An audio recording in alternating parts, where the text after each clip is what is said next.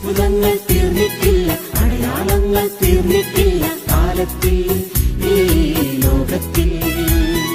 യേശുവേ സ്തോത്രം, യേശുവേ നന്ദി. എൻ്റെ പേര് മരിയ. ഞാൻ ഉലവക്കോട് ഇടവകയിൽ നിന്ന് വരുന്നു.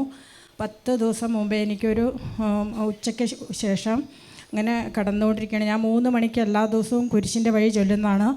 2:30 മണിയായപ്പോൾ എനിക്ക് വൊമിറ്റിംഗ് വന്നു. ചോദിച്ചപ്പോൾ ബ്ലഡ് ഛർദ്ദിച്ചു.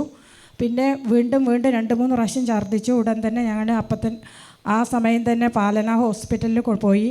അവിടെ പെട്ടെന്ന് ICUലായിരുന്നു 2 ദിവസം. അവരെല്ലാ ചെക്കപ്പും കഴിഞ്ഞു. അവർക്കൊന്നും പറയാൻ പറ്റില്ല.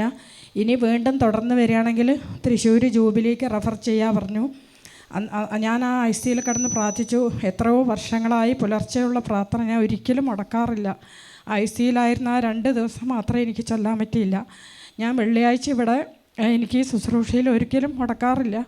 എനിക്ക് വ്യാഴാഴ്ച യാതൊരു അസുഖമില്ലാതെ എനിക്ക് ഡിസ്ചാർജ് ചെയ്ത് വരികയാണെങ്കിൽ ഇവിടെ സാക്ഷ്യം പറയാൻ ഞാൻ ICUയിൽ കിടന്ന് പ്രാർത്ഥിച്ചു. ഡോക്ടർ വന്നു പരിശോധിച്ച് കഴിഞ്ഞപ്പോൾ ഇപ്പോൾ ബ്ലഡ് നിന്നല്ലോ, ഇനി വാർഡിലേക്ക് മാറ്റി വ്യാഴാഴ്ച വൈകുന്നേരം എന്നെ ഡിസ്ചാർജ് ചെയ്തു. അച്ഛൻ അവിടെ വന്ന് എന്നെ കണ്ടിട്ടുണ്ടായിരുന്നു.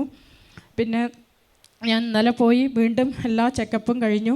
അപ്പോൾ യാതൊരുവിധ അസുഖമില്ല, യാതൊരു രോഗത്തിൻ്റെ ആയിട്ടുള്ള ലക്ഷണം കാണാമെന്നില്ല എന്ന് പറഞ്ഞ് എന്നെ തിരിച്ചയച്ചു.